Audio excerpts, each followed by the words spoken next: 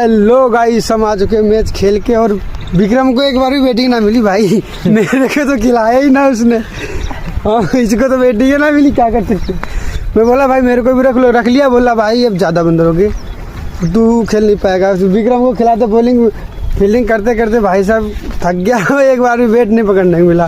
बेकार है भैया, हम तो खेलने ना आए आज के बाद खेलने ना आए हम मैच।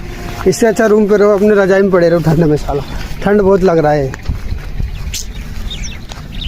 जा रहे वापस रूम पे, क्या करें, मजबूरी है। खेलने में बेकार है हम तो भैया, बेकार हम तो टूट गए। आज के बाद ना आए हम दोबारा, कभी भी ना आए अब मैच खेलने। अपना वहाँ सही था कंपनी में, पहले खेलते थे तो बैटिंग तब भी मिलती थी, ओपनिंग पे उतरते थे। और यहाँ तो साला हमें पूछता ही नहीं कोई, टैलेंट हमारे अंदर है ही नहीं, ऐसे समझ रहे हैं। हमें तो बेकार है, हम तो बेकार ही हैं भैया।